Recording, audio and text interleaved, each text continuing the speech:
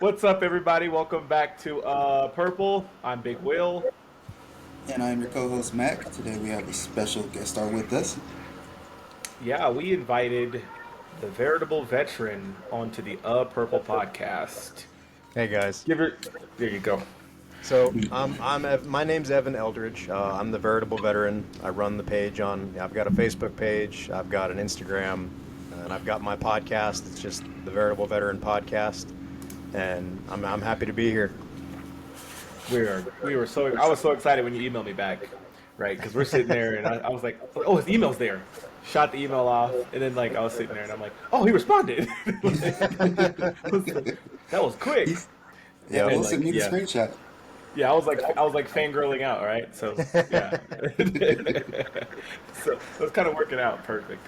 All his links will be posted on all of our web pages and everything because veterans support veterans. Everyone knows that's my motto in every episode, and that's what we do. Um, so what got you into podcasting? Like what was your drive? So I'm a police officer, and I spend about 8 hours of a 12-hour shift in my car. And I used to listen to the radio or listen to music, and I got bored with it, and I love listening to audiobooks and things like that. So I kind of just discovered podcasts, and I got into it, and I was like, man, I love listening to podcasts. And before I got into that, I was working through the social media stuff and posting videos and things, and some of the videos I wanted to post were too long. It was just I just kept talking, and I'm like, man, I have more to say, but the best way to post it on Instagram or Facebook is like a 30-second reel, because nobody has the attention span of more than 30 seconds anymore. Yeah, So when I started thinking about podcasting, I was like, man, that's perfect. I can talk forever, and either people can listen to me or they can ignore me. It's fine. I'll just keep talking, and if they listen to me, great. If they don't, oh well. yeah, exactly. And this was kind of funny. I think my origin story was kind of the same. So I was a mail carrier for a long time, and you're out on the street by yourself, Oh yeah. headphones and a handful of mail, and I was listening to one of my friends was like, "Oh, dude, the true crime podcast." Hate it because it was too real. And That then gets there's dark real quick. yeah, yeah. And so it's the funniest podcast. Don't judge me for this. So the Call Her Daddy podcast. Okay, I used to like. I don't know why those two chicks. So back when it was two chicks, not just one. Those Yeah. two chicks are hilarious, and I've just some of heard. the I've stuff they talk about. Yeah. It I've was listened a to a good couple of day. their episodes. I don't remember why. I don't remember how or why I got directed to their podcast, but I've listened to a couple of them, and I was cracking up. Yeah, they're wild. Like they're wild. Yeah, you don't say. He sent me the podcast. I wasn't ready.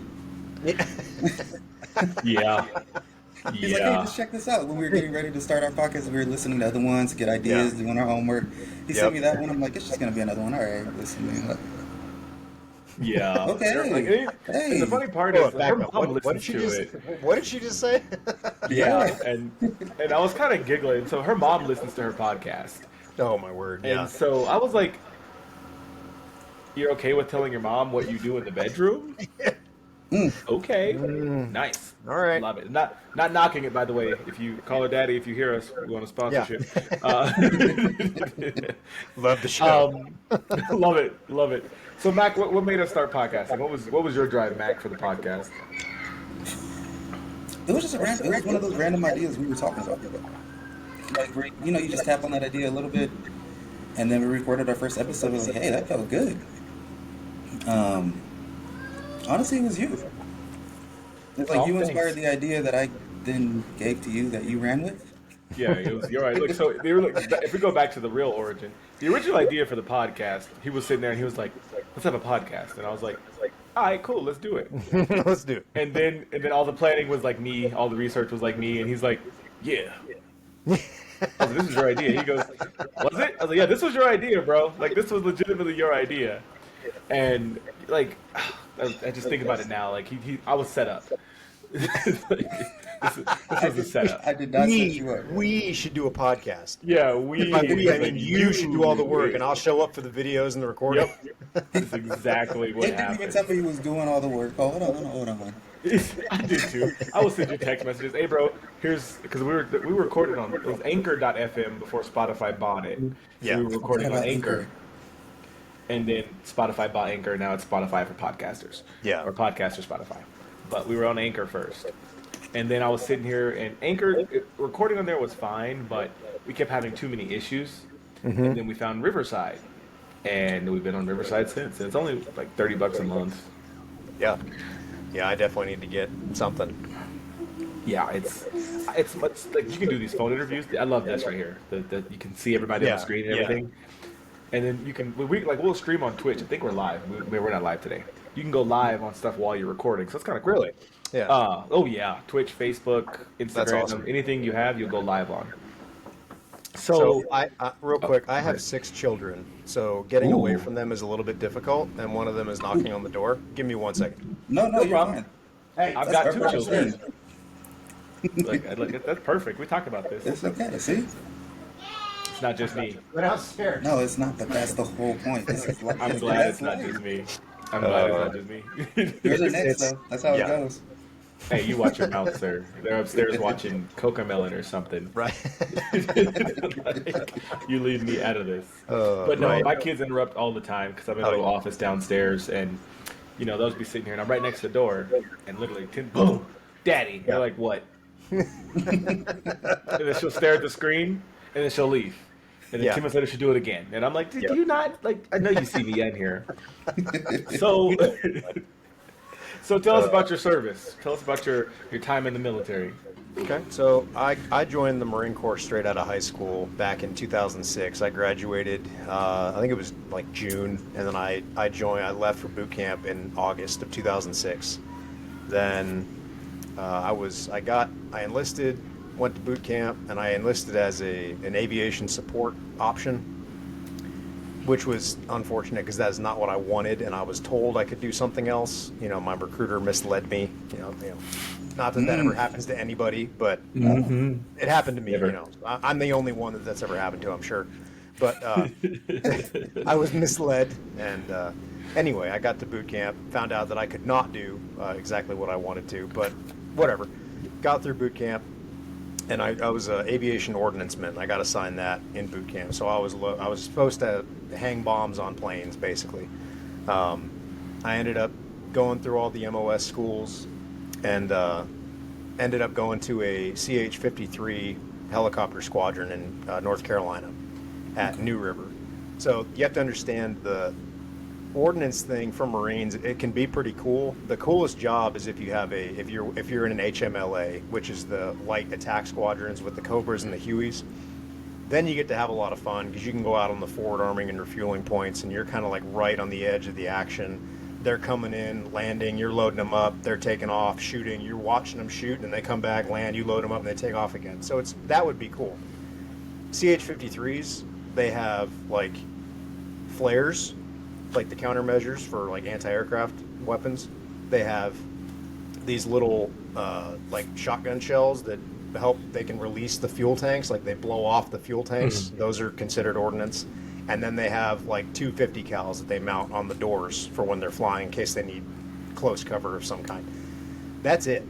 So I mean, there's very little ordnance work at all. It's more, and so I got stuck in the tool room, checking out tools all day long, and then occasionally I'd go out to the flight line, do a little bit of work, safety wire some CADs, and then I'd be done. I was miserable. So I hated every minute. I was super depressed, just absolutely hated it. And so I started trying to figure out how I could get into the infantry.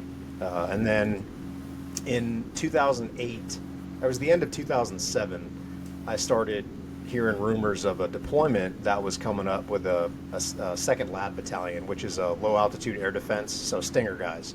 And I was they needed volunteers from these different air wing units, and I shot my hand up so fast. I was like, please, me. Like as soon as they said, who wants to go? I was me. I'm going.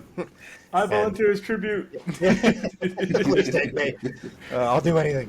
So they, and it's funny. I got discouraged by some of the people in my shop, and I'm not hating on them for discouraging me. They didn't do it because they were trying to keep me from doing anything that I wanted to. They were saying, you haven't really learned your job yet, so it might be better if you stick around and learn your job, and then And in my mind, I was like, I don't want to learn my job. I just want to get out of here. I hate this place. So I dipped out and went on the deployment, and I was gone for about a year. We deployed to Iraq, and we did the security on like Al-Taqaddam Air Base. We did all the towers and the ECPs and gates. And then I came back. I was still in the air wing, but I was really pushing to get out now because the 2nd Lab Battalion is basically an infantry battalion. They're considered part of the air wing, but everything they do is grunt work. I mean, they're always on the ground. They're hiking. They're driving Humvees. They're setting up these observation posts where they can see, or they're on the back of a ship, and they deploy with the the air wing squadrons, and they basically will shoot handheld stingers off the back of the ships if they have to, in case they're getting attacked or something. So they're an air wing unit that is basically as close to a grunt unit as you can get. So I fell in love with all things infantry even more, and I was like, I've got to do this. So went back to my unit, did it for a little while longer. I floated across. There was a special support mission we did with when Obama was president. He was going to Ghana, and we floated across on an LHD, a flat top. So it's like a minute. It's the baby aircraft carrier. Yes. Yep. Mm-hmm. Yeah, and it has the amphibious landing craft in the back, the LCACs. It's got those. Anyway, so we floated across on that. That took about it was like 30 days. It was about 2 weeks out, and then 2 weeks back. So honestly, it was like the perfect amount of time to be on a ship because it sucks if you're there any longer. And there really wasn't that many people on it, so it was okay. It wasn't that crowded, so that was good. I really enjoyed that trip. That was one of the few bright moments of my aviation side career. And then I got back, was working on getting into the infantry, and then around this time, MARSOC was getting pretty big, like the Special Operations Command, and I really wanted to do that.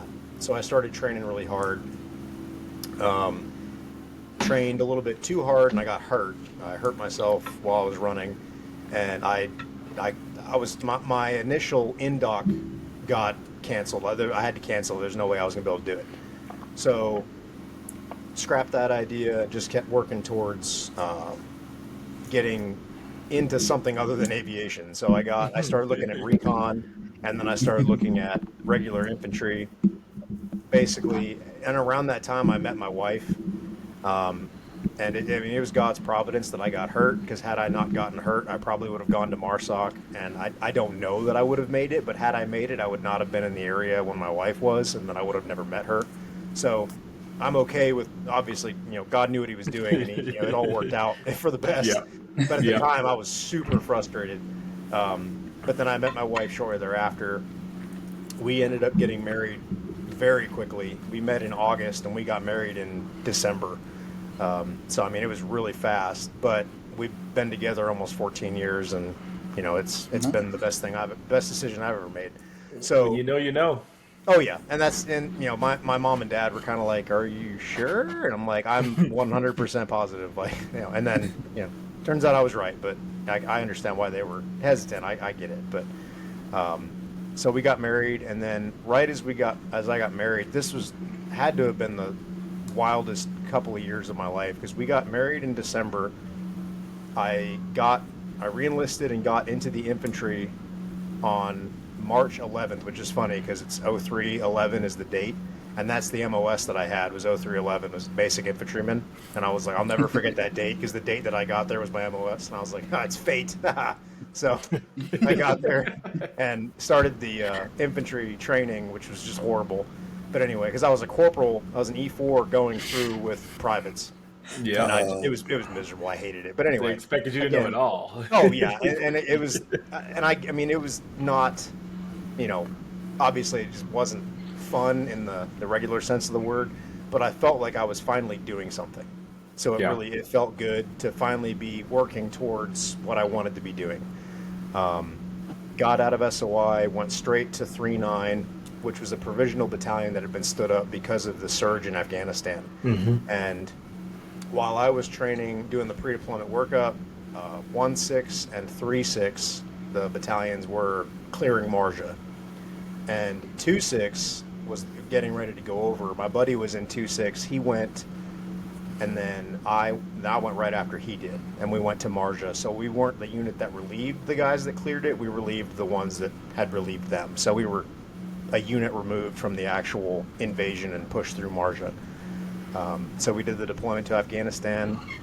We were there for 7 months, and then came back, and I went to the infantry school. I was an instructor at the School of Infantry over on Camp Geiger on the East Coast. So my whole career, up to this point, I've been on the East Coast. I was at New River, then I was at Camp Lejeune. Now I'm back at Camp Geiger, which is on New River, but it's like a subset of New River. So East Coast the whole time. Then I was there for about 3.5 years, and then I got promoted, and I got orders to go to 29 Palms. So I got sent out to, to the middle of the desert. I was like, but I it's funny because I was there, and my first sergeant came to me, and he's like, so you're coming up on the end of your time here, and I'm like, yep. And he's like, you've been on the East Coast for 8.5 years. I was like, are you trying to tell me something, First Sergeant? He's like, yeah, I'm just letting you know you're absolutely going somewhere else. I was like, dang it, okay. Because we had friends, we had a nice church, we had a house, all this stuff, and I was like, well, I guess we're moving. So, but it was good. We were blessed to stay in that area for a long time, and then moved out to 29 Palms. I got into 2-7. I was a platoon sergeant out there for an infantry platoon. Had a great experience out there, and then we deployed to Kuwait and Iraq in 2016 during the whole ISIS uprising in Iraq. So we were in Kuwait, and then we went to Iraq for a couple of weeks, and then we went back to Kuwait. So we were kind of back and forth. We were the trap force and the quick reaction force for the region, basically. So yeah, that makes sense. Yeah. So then while I was over there is when I really started having just thoughts of wanting to get out. And I felt like my tank was empty. I just didn't have anything left. Because I was right at that 10-year mark, and I was like, I either got to stay in for another 10 years or I got to get out now. Because if I stay in for 3 more years, I'm not getting out. With 7 left. Yeah. So I was like, no, I gotta figure out. And at this point, we had 4 kids, and I'm like, I gotta get out. And my wife was initially really resistant to the idea because she had made some really good friends. She was getting comfortable and settled in out in 29 Palms. And I was just praying. I was like, God, you gotta open her heart to this idea because I'm done. I can't do this anymore. And eventually, yeah. I was like, we're going one way or the other, but we're going. Yeah. But no, and that's a lot of people have asked, like, you were right at by the time I got out, I was at almost 11 years. And they're like, why did you? Yeah, they're like, why did you get out? And I was like, I'm telling you, dude, I had nothing left. Like, to go another 9.5 years, it was like, no, I there was no way. So, but that was kind of my career path in a nutshell. Yeah, I definitely, yeah. Once you get over 10 years, you're kind of stuck for life. Oh yeah, right. Yeah. So I don't know if the Marine Corps has it, but the Army calls it re-enlisting indefinitely. Right? So after that, at that point, so literally at that point, you can't unre-enlist. You can't just get out. You're in for life at that point until retirement. And nice. no, hell no. You can, no. Yeah, I mean, I got love my there. freedom. Yeah, and I mean, I just started thinking through the most basic things. It was like, every year I'm going to have to run a PFT and a CFT.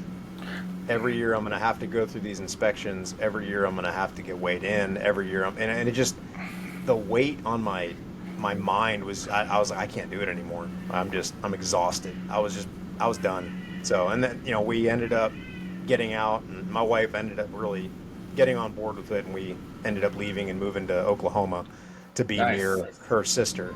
So we're out here. I'm in Oklahoma all the time. Yeah? Yeah, my dad's up in Tulsa. Oh, yeah. I have a house there.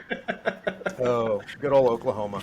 Yeah, I had never, ever thought that I would live in Oklahoma, but it's funny. My grandmother on my mom's side was born and raised in Oklahoma, and my great-grandfather or great-great-grandfather, one of the two, one of them does established the town of Washington, Oklahoma. It's super small, but there's like an actual town that he founded. I found that out when I was like a teenager. So I mean, I have a lot of family roots here in Oklahoma, but it's funny. I never once thought I was like Oklahoma. I will never live in Oklahoma like that. Yeah, yeah. You know, Oklahoma's you think weird. about Oklahoma, you think just like the plains and flat and windy and gross. And I was like, I'm never living there. Now here, yeah, now here I Tornadoes, am. yeah. Yeah. Like, I'll never go. I refuse. Yeah. I'm like, my dad's like, oh, move to Oklahoma. I'm like, no.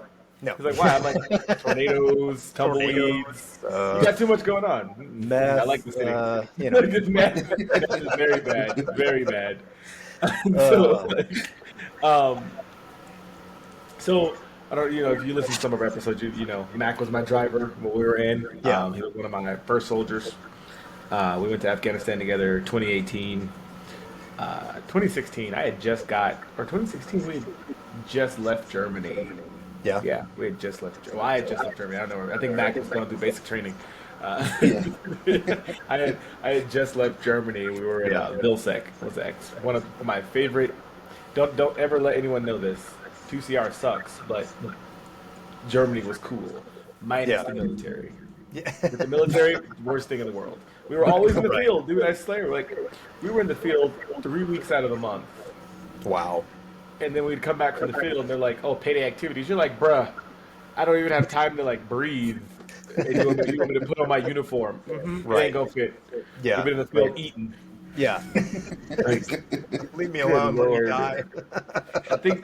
I tell this story a lot. People think I'm joking. In Germany, they used to drug test us like once a week. Or usually you get a UA once a month kind of thing. No. There was a period of time where, like, I think every day for 2 weeks, we were pissing in cups. But it's random. It's fine. Yeah, I was looking, they said that. Look, so I called them on that. They're like, it's random. I go, why am I always a part of this? I was like, it's random? It's random. But it's always It's me? interesting. Yeah. Got it. Got it. But so, yeah, look, and then I don't miss Kuwait. That was a terrible place. Too damn hot. Yeah, no. Actually, the only thing I do miss though, Arif John, they were having like salsa nights and like. Yes, they did. Like that is like the vacation of the world. I hate the Air Force for that. Yeah, so we went there. Was it Arif John? There was another one. What's the other big one in Kuwait? We were Buehring. at Buehring. That was it. So we were at ass of the Al world. Jaber. Yeah, we were at Al Jaber, which is like an even smaller airfield to the south. But we went to Buehring we had like a training. They had a huge live fire range out there, and they gave us a bunch of ammo and mortars and machine guns. They gave us like Humvees to shoot. Like they had all kinds of just leftover junk. They were like, you can build whatever you want and shoot whatever you want. We almost killed a camel herder because he decided he wasn't going to move his camel herd or his little like trailer house, and we didn't know he was there. And we started shooting 50 cals and like ripping through his house, and he didn't like that very much. But anyway, so. But they had it hooked up in Buehring. I mean, compared to where we were at in Al Jaber, it was about a light year's difference in quality of life. See, now, if you hear it from the Army side, right, because we rotate through Buehring, right, that's our unit, just like Korea. Buehring is the ass of the world, right? That is the ass of the world. And as a Marine, I'm sitting there like, this place is awesome.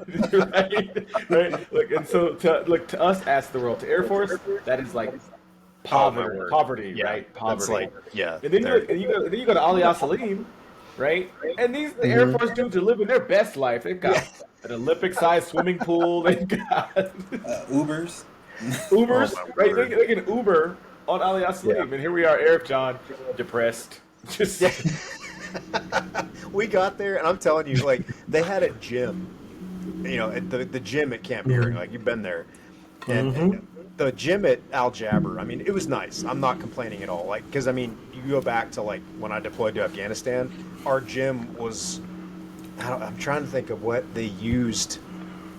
We had to make our own weights.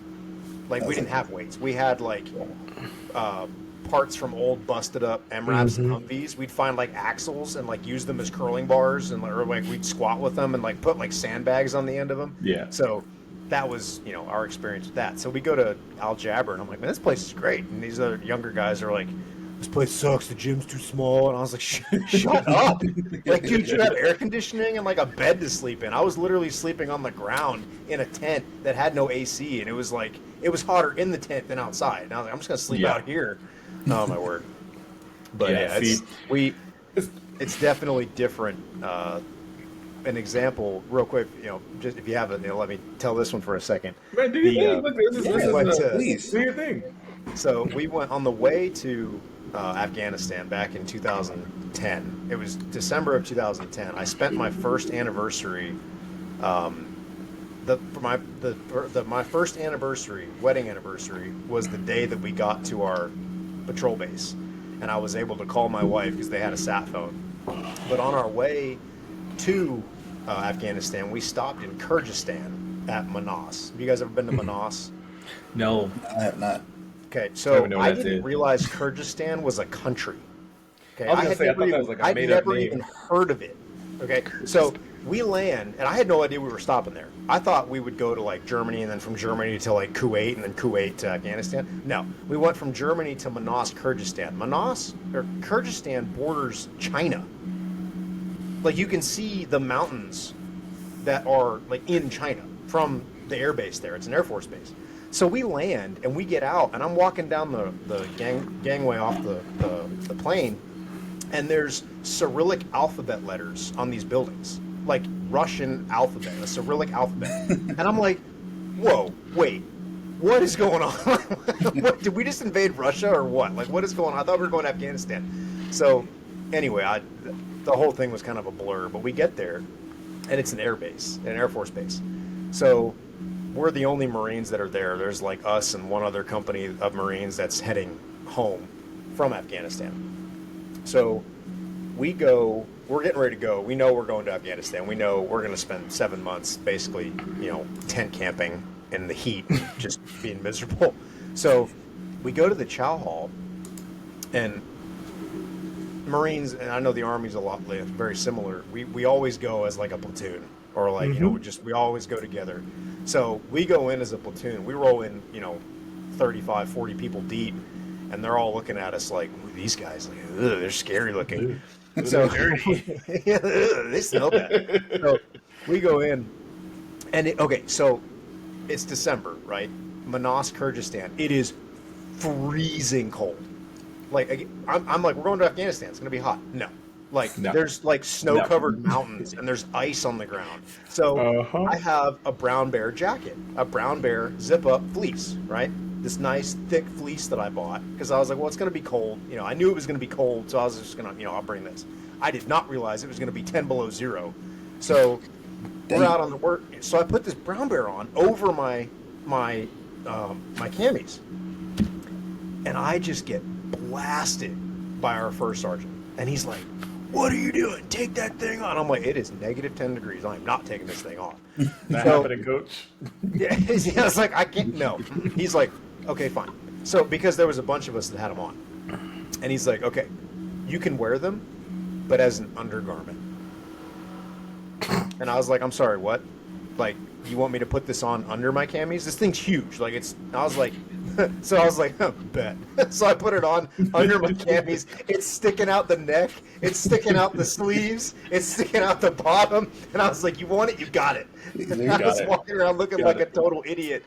And I walk out of my tent with it on under my camis, and he stands there just he gives me this look like, I hate you so much, but you're following the rule that I put in place. And I was like, yeah, that's right. Yeah. You asked for this. You asked. So we go to the chow hall because we're about to leave. We're leaving like the next day. And we got, I talked to a guy that was on his way out, and I asked him, what is something you would do if you could go back to the beginning of your deployment? What is something you would do now that you've done it and you've been there?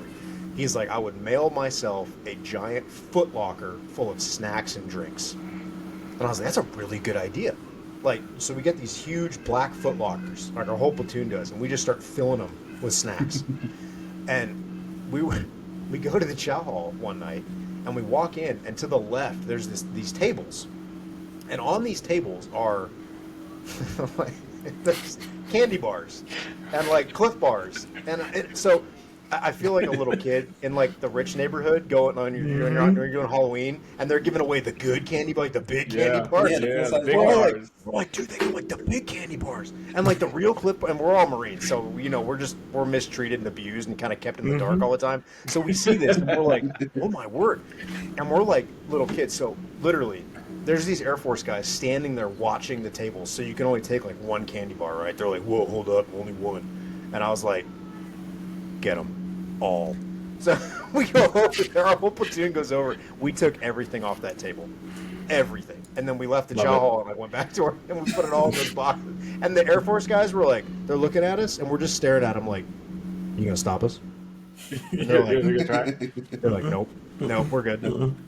So we got stacks of these candy bars and just threw them all in our gear. But it's so funny when because a lot of my training at the beginning of my career was on Navy bases and dealing with Navy and Air Force guys, and you could there's a massive difference in the way they're treated and the way they act, and then the way they view Army and Marine. They just see us and they're just like gross. Those guys are scary looking.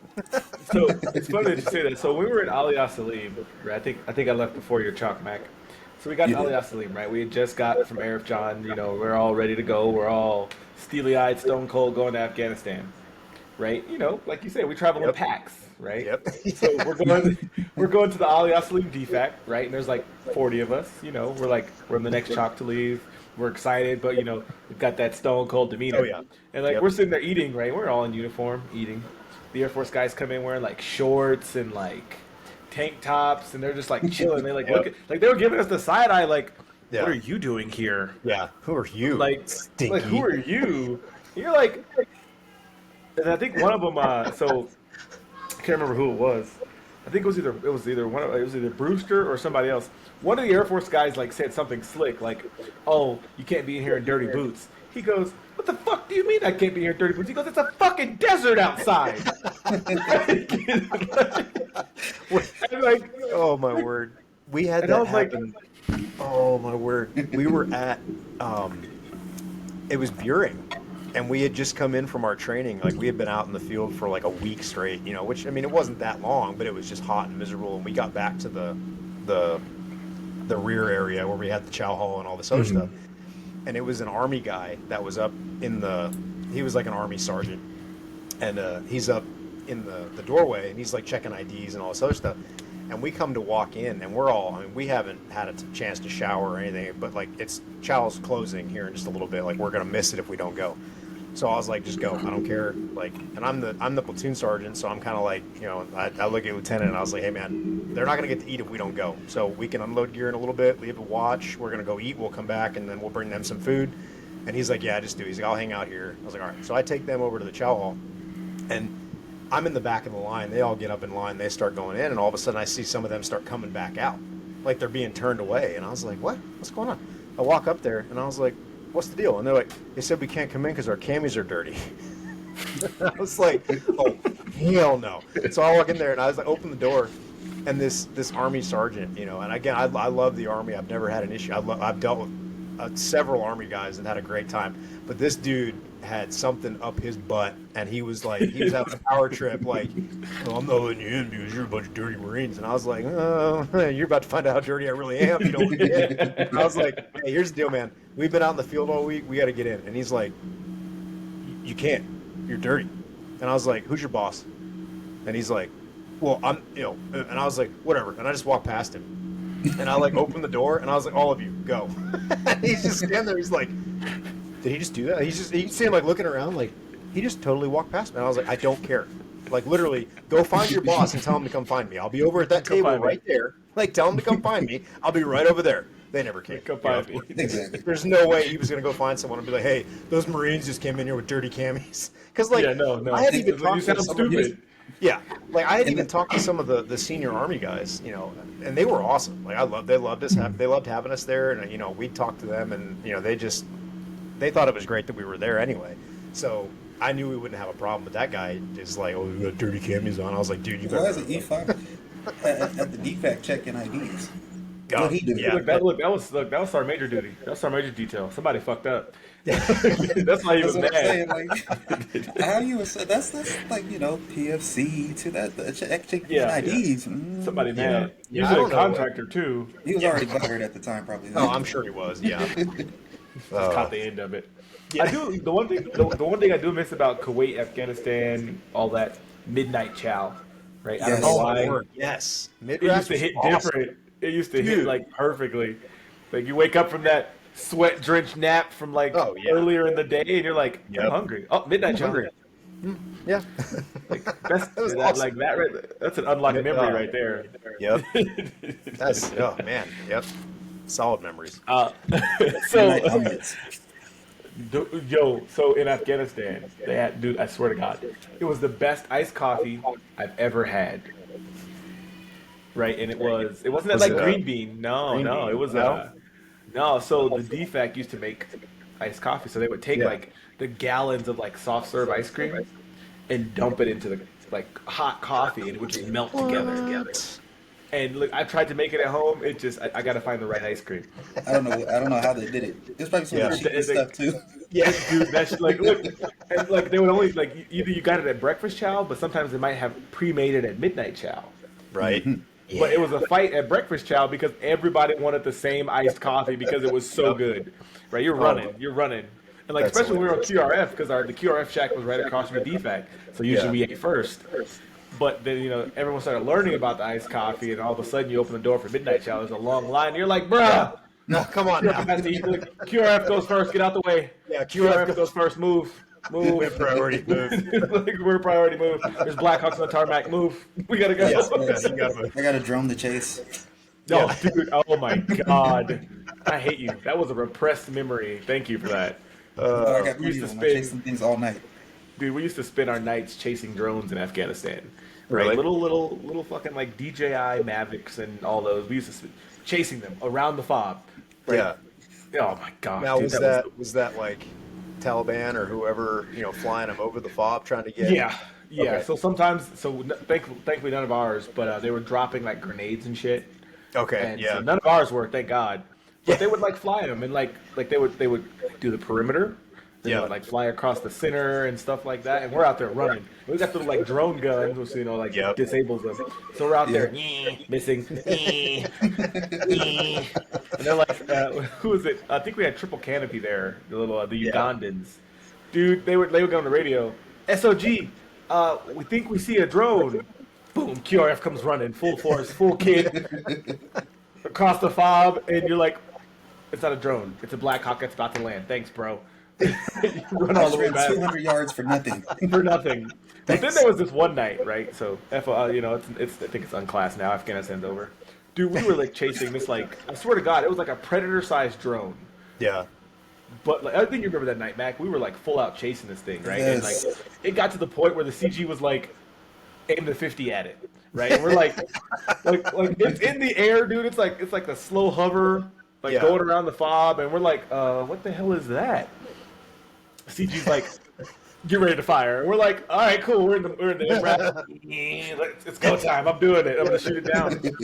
We go and grab the what's it called? The glizz, right? The fucking green laser. We get the green laser. We hit it like 4 times the green laser. All of a sudden, it bugs out. Yeah. Right, and so prior to us getting ready to shoot, we're on the phone with absolutely every air asset in the country at this point, and we're like, "Hey, who is flying over AP Lightning?" Yeah. And the Air Force is like, "Not us." Navy's like, "Not us." Not us. Not us. We're like, "All right, cool." I'm about to get shot down. Yeah. Get shot down. Something And I about to think learn today. a couple days later, we took. What did they shoot at us? They shot red phosphorus. It was red White phosphorus. phosphorus. Yeah, they shot red phosphorus at us. Yeah. They missed by like a mile, but they shot it at us. Yeah. And we had to do a whole EOD patrol to go and detonate Yeah. it because it didn't detonate. Right. Of course. So, but no, we had a good time. I would say, like, I don't tell anybody this. I miss Afghanistan. It was a very chill environment. You didn't have to do much. When you were on mission, Yeah, when you weren't on mission. Yeah, when you it was Right. 0 to 100 or just 0. Yeah. you got to right. visit the mine roller.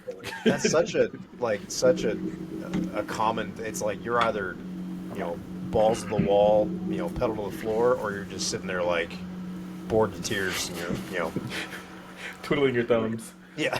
We Literally. did have a good gym though, right? I only bring this up because I want to brag a little bit. We had a great gym.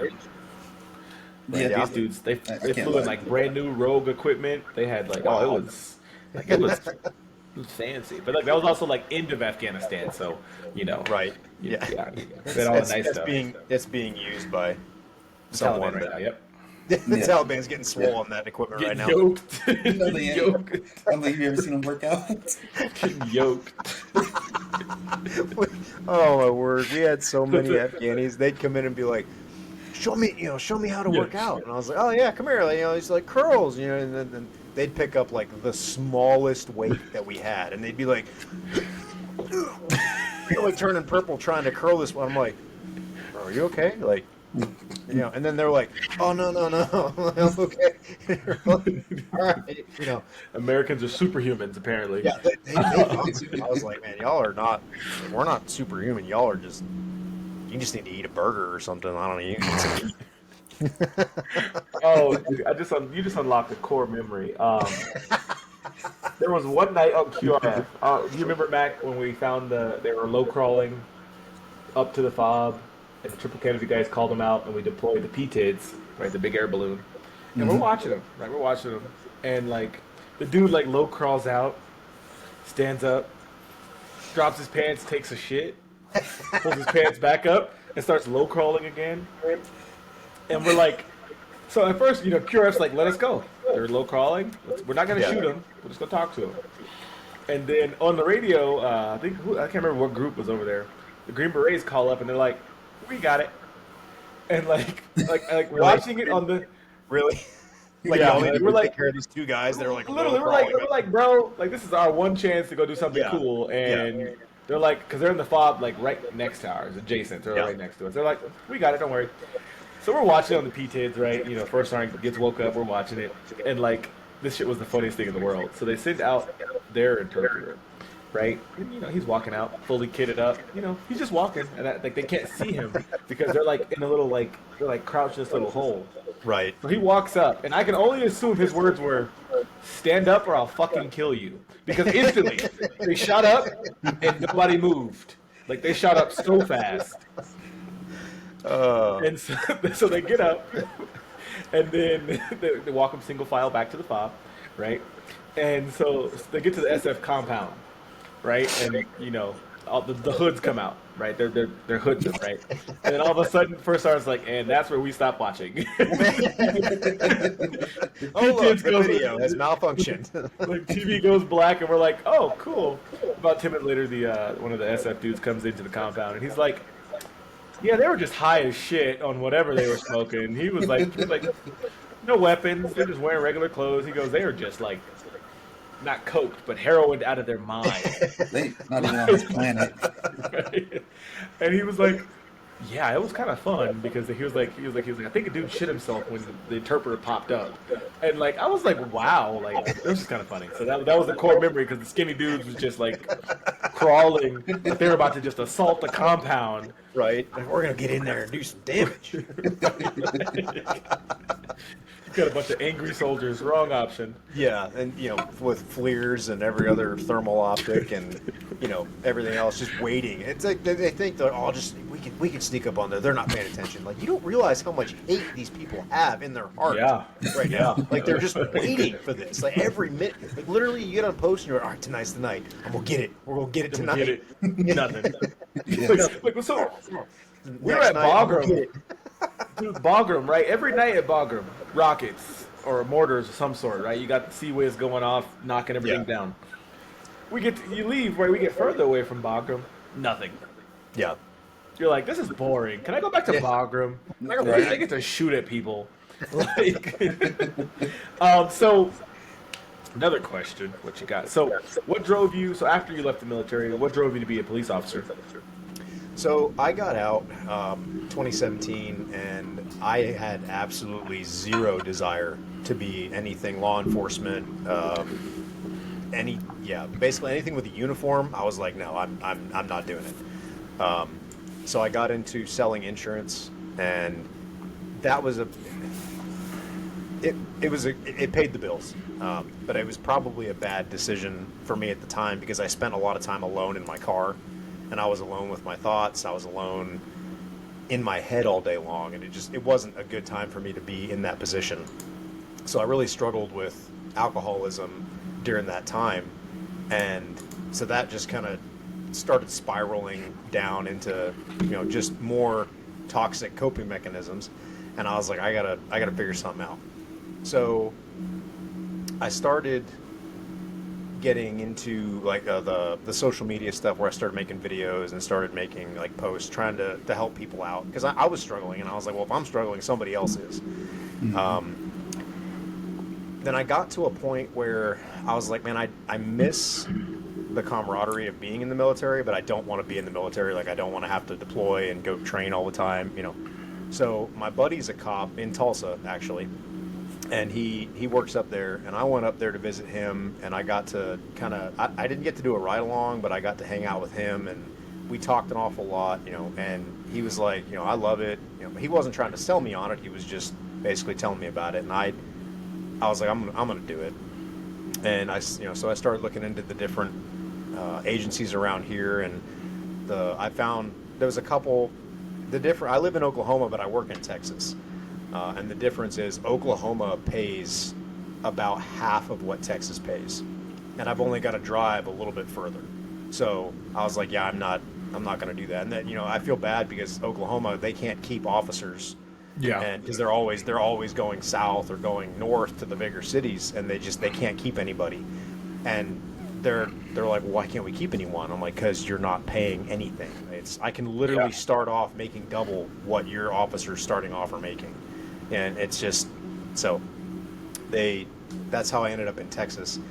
And I'm glad I've done it. It's been rewarding because I get to help people, but I also get that rush once in a while. People doing dumb stuff, wanting to mess around. They get to find out that it's not a good idea.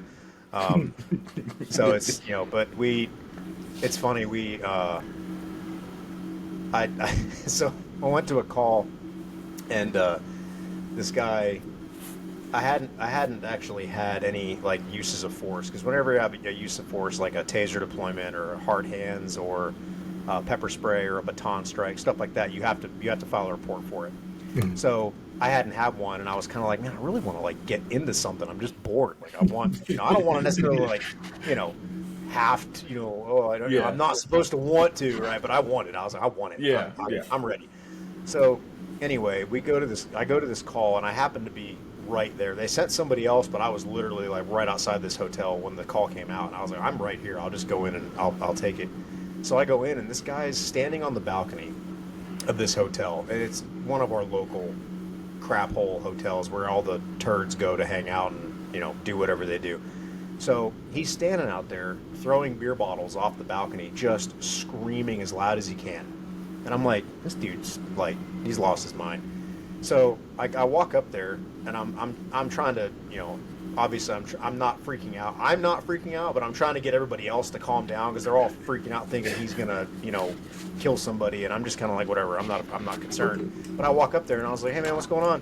And he immediately starts telling me how he's a Marine, and he's got dead cops in his room, and he's got the Chinese were after him, the snipers were after him, and all this other. And I was like, oh my word, like, dude. And so we ended up finding out I just thought it was ironic, because he was a Marine, or he had been, and he was on cocaine. We found out because I found cocaine on him after we had to fight him and arrest him.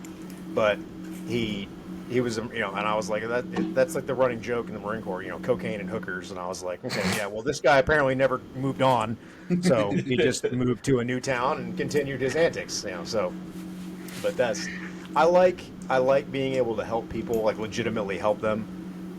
But I also like when I have to fight somebody or put the hurt on someone, I'm okay with that too, because it's like, well, if they deserve it, they're going to get it, and I'm more than willing to give it to them. So it's just, I enjoy both sides, because I get the satisfaction of helping somebody, and even most of the time, even if I have to, go hands on with someone or do a use of force on them, usually by the end of it, like, we're having a conversation about like how that was a bad idea, and then they're kind of coming around to like see our side of things, and I'm glad that I'm able to do that, because I don't like taking people to jail and having them hate me, Yeah. because of what happened, because I can talk to them and be like, you have to understand like what I'm going through and what I'm dealing with. Like, I don't know you. I don't know who you are. I'm just here to help, and you're the one screaming and throwing things and everything else. I tried to talk to you. Like, I literally tried for like 30 minutes to talk this dude down, and he just kept it up. And finally, we were like, okay, yeah, you're going to jail, dude. Like, Go to jail now. yeah, he had to go. So, but I ended up we tried to grab him, just and pull him out of the room because he kept trying to back up into the room, and we knew he had more beer bottles, and I didn't want him to grab a bottle because if he grabs a sharp bottle, he's probably going to get shot, and I'm like, I don't want to have to do that. So we tried to pull him out. He backed into the room. The other officer stepped in and tried to grab him. He swung on the other officer, and as soon as he swung and his attention was diverted towards him, I just football tackled him across the room. His head bounced off the wall, and it was the video is hilarious because the video from the body camera from my perspective, you can't see anything because it's just smothered by this guy's body. But the other officer, you just see him there. He's there, and all of a sudden it's like, and he's just gone. Like, and you see my legs like fly across the screen as he's just smashed into the wall. But that was So that was fun. But no, I really enjoy being able to help people. And also just kind of, the excitement that I get from it. So I get that. Let's see, and I once upon a time I wanted to be a police officer. That's when I got out, right? I was, like you said, I was looking for that camaraderie, and I was like, I've been in uniform my whole life. Why not? Right. And then my wife was like, no. Right, that was when like no, like that was like that was like 20, so I got off of active duty in 2019, right? That's when for some reason the world just hated the police, and my wife was like, I don't need that kind of stress in my life right now. She was like, you just got back from Afghanistan 6 months ago. I don't need that kind of stress in my life. Yeah. So I chose real estate as my first option, which I'd rather be a cop at that point. At least you didn't go to business ownership. Yeah, that was crazy. But no, man, it's good to know, right? So I talk about it all the time that we need more veterans on the police force, right? Just because we do all the training, right? We've been carrying guns since we were 17 and 18, and sorry, my bad. I stutter when I get confused. Like we have that training, that mentality, right? And everyone thinks, well, veterans are typically a little more crazy. Yeah, but we've been protecting others for so long that it's kind of just a second nature to us without us focusing on it. And put more. Like, I'm all about veterans everywhere, right? I want veterans, not at McDonald's, though. Everywhere else, though. I don't even trust the cooks to cook. Don't make my food. Just just protect the streets. Right, protect the streets, but not my food. Not my food. No. Don't do that. I don't know who eats. I agree because we've got several other veterans at the the police department that I work at, and and it's not. And there's a lot of guys that aren't veterans as well that are really good at their job, but usually those guys that are really good at it have been doing it for quite a while, and then you've got veterans that'll come in and they're not perfect. I wasn't perfect. I didn't know all the ins and outs, but they just have a leg up on how to act in a stressful situation because chances are they've probably been there at least at some point. And I mean, at bare minimum, they've all gone through boot camp. They've all been screamed at. They've all been hazed into oblivion. So like they get that, and they that allows them to handle things differently. So they have a different mindset. So I agree. There's some people, and again, with anything, some people absolutely do not need to be cops. Yeah. But that's with any job. It's just some people don't need to be in the military either. But this is they're very going to true. Very true. Yeah, still there, still in too. So it's funny. So I would promoted and moving up. So like, you ready for this? You're all gonna hate this. I just want to touch on what the commander said. Right. So we're talking about this. Veterans do have that leg up when we move into like out of the military workplace. So at the post office, typically my best carriers or my like hardest working employees are the veterans, right? And it's because I'll use post office. Postal work is easy to us, right? Because we've been used to dragging around 1,000 rounds on a 240 and getting yelled at by everybody possible. That now I'm carrying this 20-pound bag of mail, and no one's bothering me. So it's No like one's the yelling at me. veterans, and You can put your no one's headphones yelling. in. You can put your Yeah. headphones in. You can put your hands in your pocket when it's cold, right? Wait, You know. whoa, hold up. That's you're crossing lines now. Hands in pocket. Come on. But you know, and so it's like I always highlight that people, you know, some like our last episode, we were talking about how people automatically assume veterans are intimidating, Mhm. when you know, like we're all normal guys. Look, we're having a great normal conversation, Yep. and what is intimidating about? Oh, well, you're in the military, okay, and Yeah. you went to Harvard. Yeah. That's more Like I, intimidating to me, yeah. honestly. That's like, And yeah, that's, that is you know, too. there's a video that I did like a long time ago, and it was just talking about how, or maybe it was a post that I had written out. I can't. Sometimes I get them confused because I end up talking through it in my head so much when I write it that I think sometimes that I talked it. So anyway, whatever. It was out there. It's on the internet somewhere. So I don't know if it was written or spoken, but either way, it's out there. And I was talking about how we have all these experiences as veterans, and we're not better than civilians. We're just different. Yep. And that's what I was trying to get to, people to understand, veterans as well. Like, listen, you're not better than someone just because you joined the military. You're not automatically like a better person because you did this. Some people can't join the military because of X, Y, and Z, or health problems, or legal problems, or they made a mistake when they were 15 and now they can't because of their record, or whatever. There's a lot of reasons people can't. So, and I'm trying to get veterans to understand, like, we can't just assume that because we're veterans, we're better and we don't need to, like, talk with people and be relatable with people. But also getting civilians to understand, like, we have a different mindset. Like, we just think differently, and that's okay. Like, we can all work together and still, be contributing members of society. It's just our experiences are different. And that's what I found. There's a lot of people that I deal with at work that, especially like police officers that aren't in the military, they will defer to me a lot of times. When there's something, they're like, "What would you do?" And I'm kind of like, "Well, I mean," and if I don't know, I'll be honest, but I don't know. Like, your experience, may be better in this area. Just because I was in the military doesn't mean I know everything. I just have a very kind of narrow, I mean, it's not narrow like the skill set that we have, because one of the skills I think that gets overlooked is just communication and being able to communicate with people. Because being in the military, especially in a combat arms MOS, like, you have to be able to communicate, and you have to be able to communicate concisely and clearly. Because if you get on the radio and start rambling, you're no good, right? Get off the net. Yeah, like, shut up. Do not get him off the radio right now, because, like, you got other people waiting to get on the radio, so you can't just sit there and ramble. So it's there's a lot of skills that we have that are translatable that people just don't understand how to translate them. They kind of think like, well, I've got a really narrow skill set. It's like, no, it may be a narrower skill set, but you're really good at a lot of things. You just may not know what those things are yet. So, Jack of It's all trades, funny. master of none. Right, I was gonna say that right there. That's So exactly what it's it funny is. that you talking about the communication. So someone else pointed that out before, and they were like, veterans are really good at communicating. And when I was trying to explain it to my former boss, she was like, Tavares, you over communicate sometimes. And I was like, no.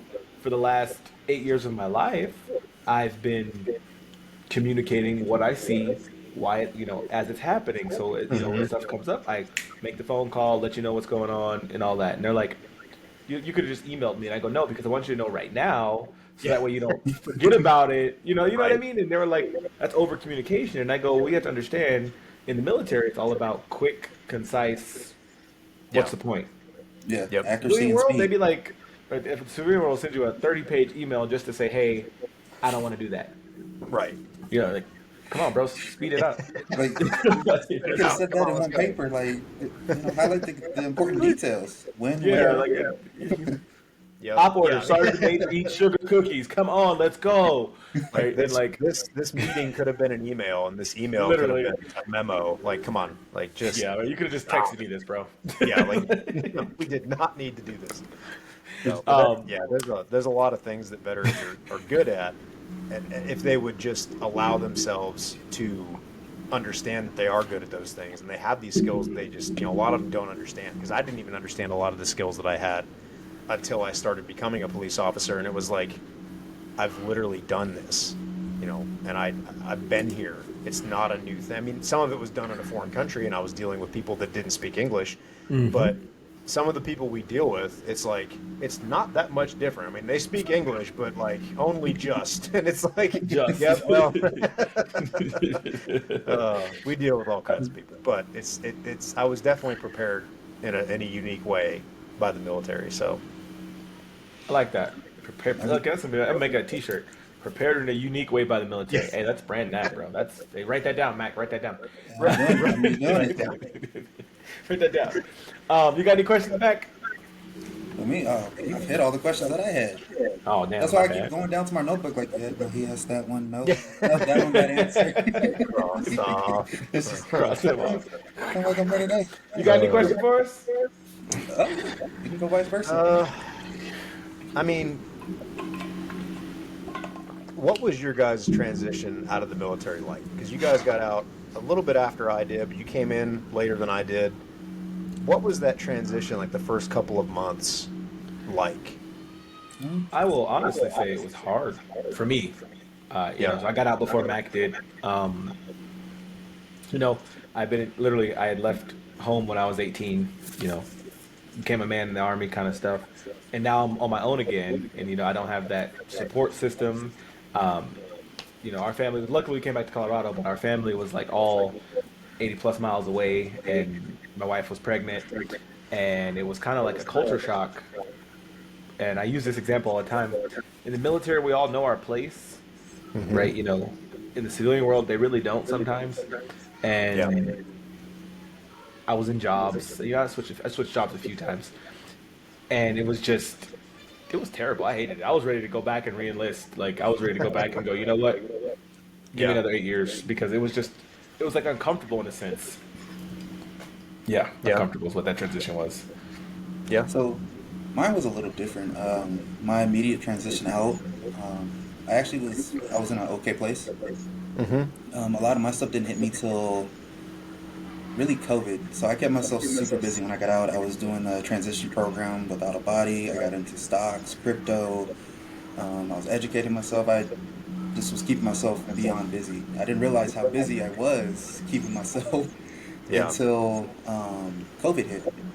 Because I got out November 2019 and then COVID hit. I ended up getting laid off in April, and that's kind of where my things started to have a spin. I didn't have as much to do, and once the lockdown hit, I had too much time to sit around and think. I Yeah. didn't have anything to do. And I kind of just had my downward spiral from there. And then, of course, employment was a little harder to come by. And yeah, so the pandemic contributed to a lot of my downward spiral. The Yeah. loneliness set in. I started searching out for clubs and groups. Thankfully, I did find one. It was a car club, and it's made up of most like 70-80% veterans.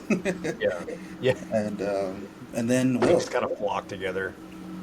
Yeah, because I didn't get along with the other clubs. I would hang around a little bit, try to be social, and I'm just like, don't really have much in common. I can't really relate. Like, other than the car, everything stops after that. Yeah. Yep. The veteran I. one, it Yeah. was more like now we're like a family almost a little bit out here. Just went to a wedding last weekend. Yeah. I think, Um, and I think it's great that you found that because there's, I cannot tell you the number of people that I've talked to that they leave the military and then they end up in a place where they're either back home where they grew up or they're in a place, completely separate. It doesn't really seem to matter. Either way, they don't have a whole lot of friends. Making friends is really difficult. They don't like what they're doing and they're finding and the military, like I've said in several of my videos and posts, is just the military breeds toxic coping mechanisms.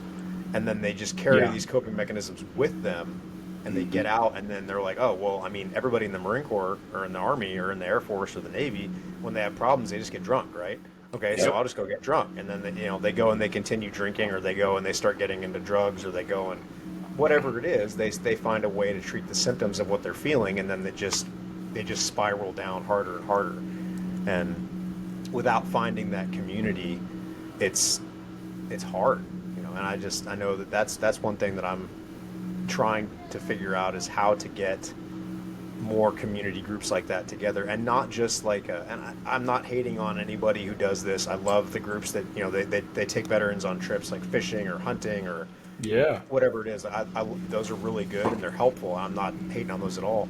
I just want something that's more relational and there's more depth to it, as far as having conversations repeatedly over time and developing that relationship, developing that rapport with somebody. So when you call them and you're like, hey, how are you doing? And they're like, oh, I'm fine. And you're immediately like, no, you're not. I can tell you're not because I know you. Like, I feel like we were meant to have this podcast, man. Like everything you just said. I tell Mac all the time. I was like, I need Yes. I want a way to bring veterans together, right? Yeah. And not just fishing, camping, photos, or whatever. Yeah. You know, it's Yep. So there's what is it? It's called God damn it, Team Red, White, and Blue. Okay. And so what they do, at least the one in Colorado, like they'll get us together and we'll go do like a 12-mile ruck, even though we're all like, Yeah. ew, this is gross.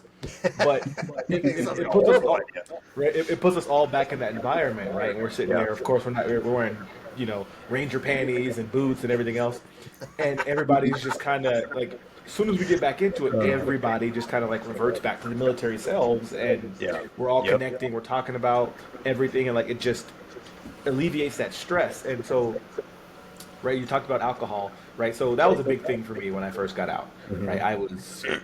I spent more money on Jack Daniels than I care to talk about.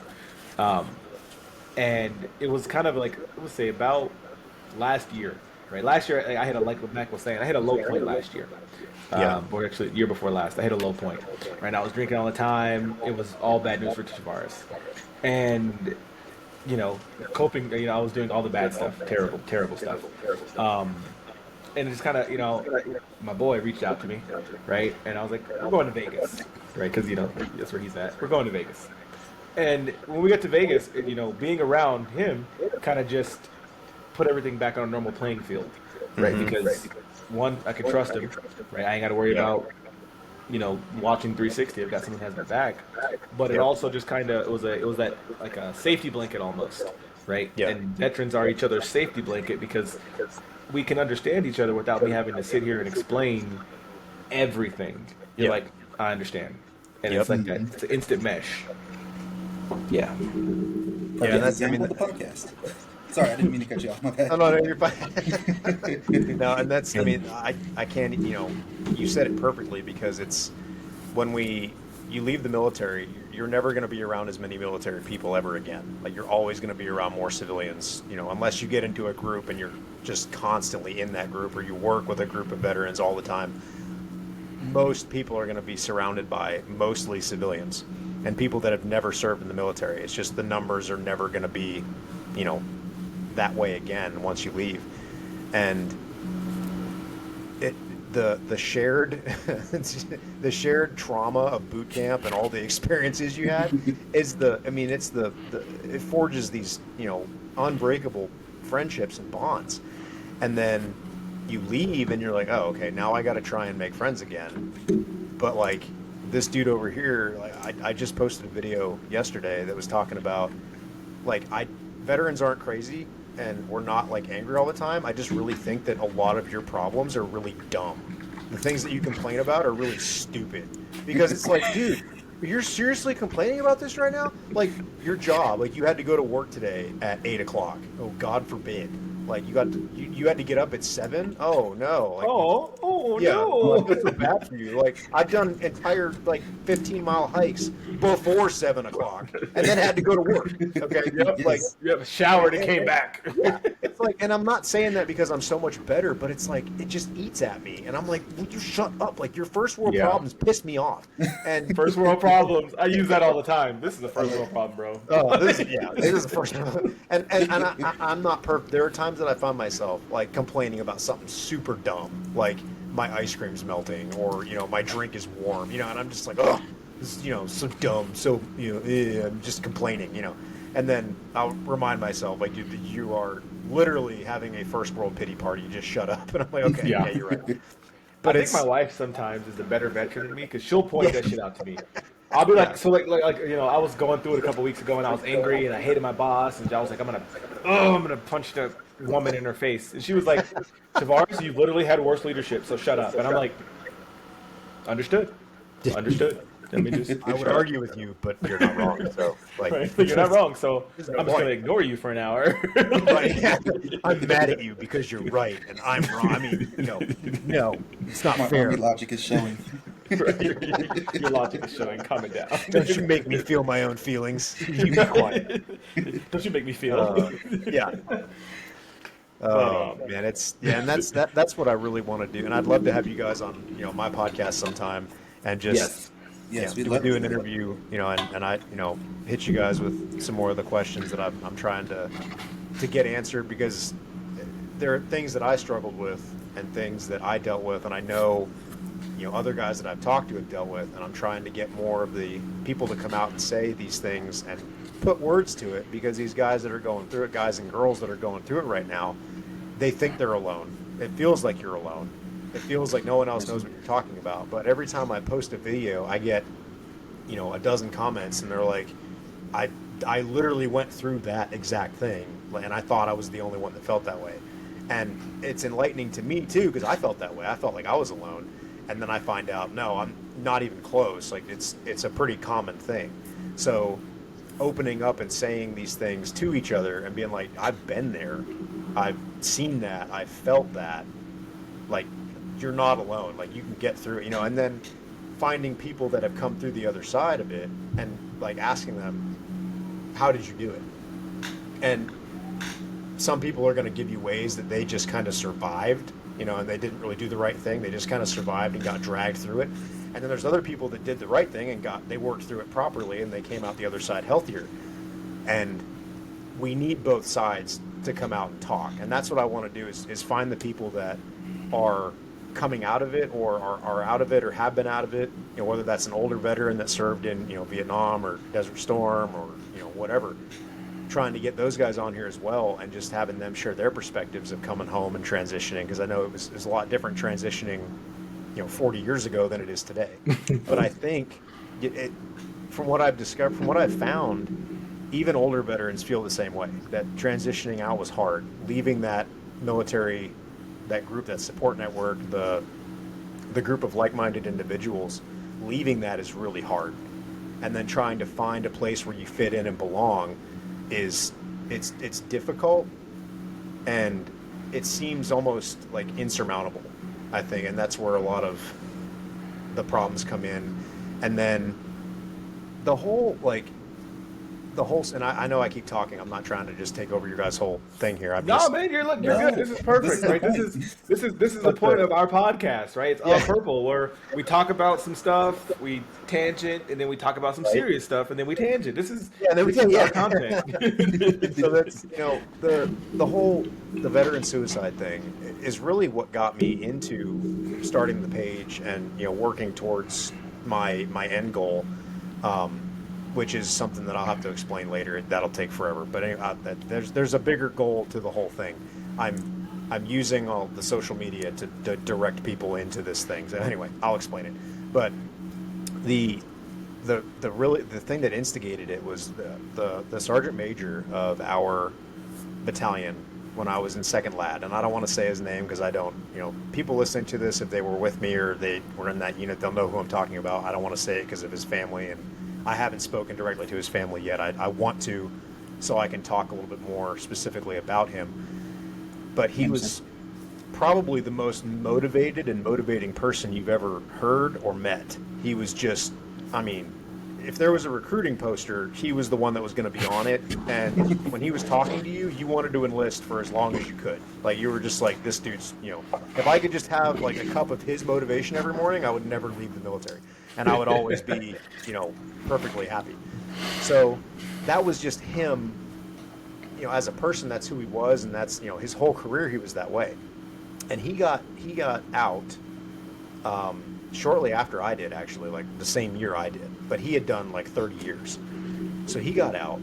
He had a nonprofit working with widows, military widows, and their families. He was working with wounded veterans. He had all these different nonprofit organizations he was working with, and people he was helping. He was doing motivational speaking and all this stuff.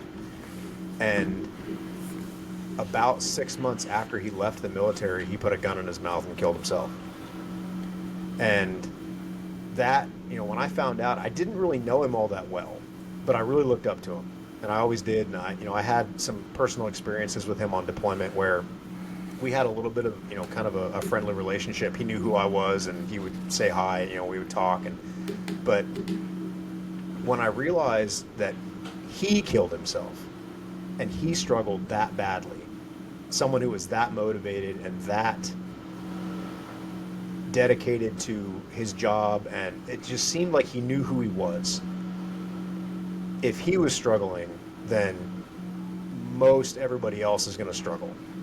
And that's why, I was like, we need to start talking about this more, as a community, and just being more open about it, because no one, and it's not no one, there's people out there saying it, there's people out there doing it. It's just the more people we can get involved, the better. Yep. We need more, because people can only reach so many people.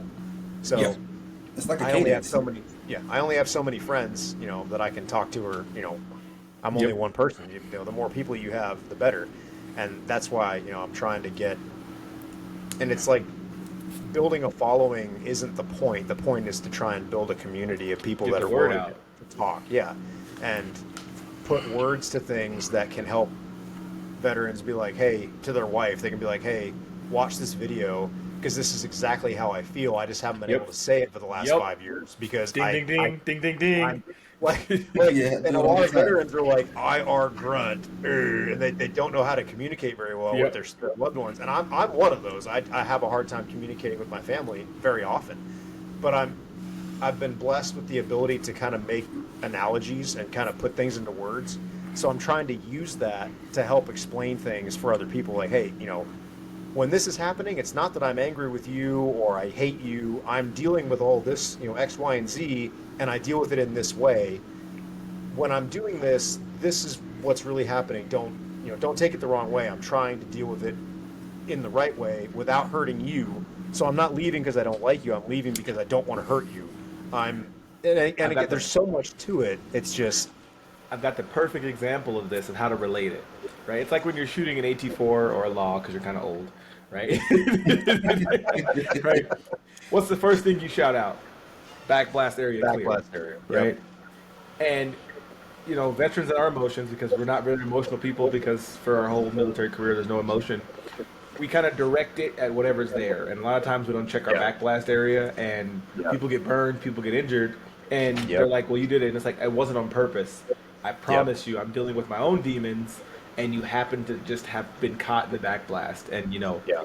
I can apologize a million times, but you were still caught in it. I need to work on Right. clearing my backblast." Yep. There you go, boom. Because I mean, Coined it.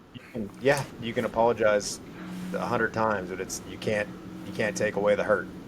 And I trying to deal with my kids and teach them, that words hurt, and then I'm over here doing something that's causing hurt. And one thing that I've had to do is pull my kids in and sit down with them and say, "Daddy screwed up.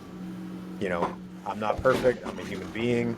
I'm broken, and I'm working on healing myself, and I'm working. I'm praying and working through my relationship with God, and getting healthier. But I relate to my kids that way, and I say I understand. Like when they're having a bad day, I'm like, "You've seen me have a bad day," and they're like, "Yeah." I'm like, "Okay, so you know that I have bad days too, and I get it. I've had way more bad days than you've had. Okay, like, I get it." So talking to them it's really helped, just opening up to them and being honest and saying, I'm not perfect, I'm sorry for what I did. And then when they blow up and we and they get scolded, or they get told like, don't do that, you're hurting people, eventually they'll come back and they'll say, I'm sorry, I was wrong, I shouldn't have done that. And then we can have a conversation about it. And I think the aspect of the military that is not positive is there's not a willingness to accept when you're wrong and admit it, because you can't admit you're wrong, because if you're never. if you're wrong, Never. like you can't admit that. That's No. So Mm-mm. no one will ever admit they're wrong, or that they screwed up. They won't do it because they're alpha males or alpha females, and like, I'm right, And even if I'm not right, I'm going to be right one way or the other, and y'all are going to figure it out. So when we get, we go home and we start using that mindset with our kids or with our wives or with our, coworkers or our employees or our boss, it's just, that's why they get this mindset of veterans are intimidating, they're angry, they're crazy, and then we have to kind of push back against that and be like, no, that's just some of these toxic things that I picked up along the way, and now I'm trying to deal with them. But Yeah, love that. So I think, I don't think we're going to end on this note, right? What you said right there, I think we can make into a whole episode, right? You said, essentially, I'm going to paraphrase, right? You said veterans need to learn that words hurt, right? And Yeah. Just quick touch on it. You're right, right? In the military, I can call anybody every kind of, slur, insult, anything, and there's no recoil Yeah. for it. Right? I can call you whatever Yeah. I want in the military.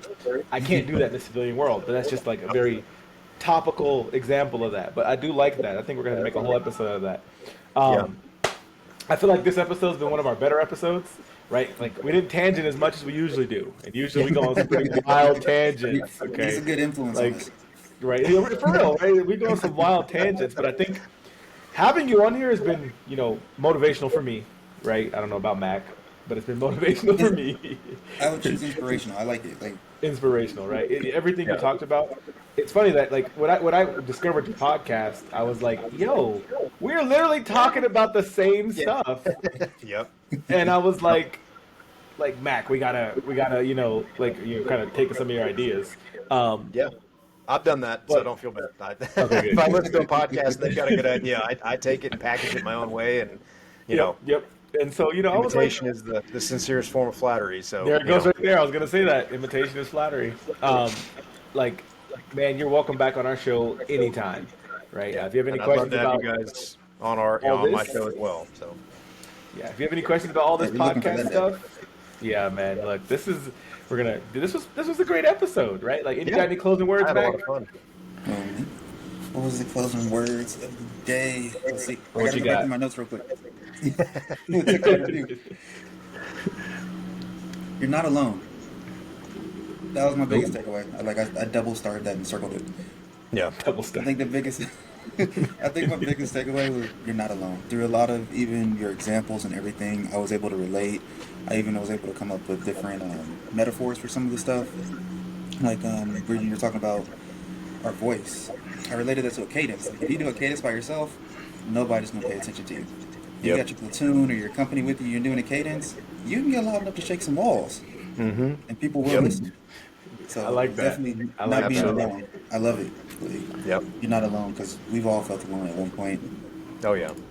So Yep. that was my biggest takeaway. I like that. I like it. that. Once again, thank you for coming on to Purple. I'm Big Will, Absolutely. And I'm your co-host, Mr. Mac. and we want to thank Evan for coming on, man. All of his Absolutely. links will be in our Yeah. posts. Listen to his podcast, The Veritable Veteran, on Spotify, and are you on other stuff too? I'm on Apple Podcasts, and there's An another Apple one. Podcast. It was on Chrome. I don't know if they can get it. I'm not sure how that worked, but it came up in my analytics saying people listen to it on there as well. So Oh, nice. We'll post Thank you. all of his links. We'll post his website, his Facebook page, all that stuff. Support veterans. Remember, veterans help veterans. Every day. Oh,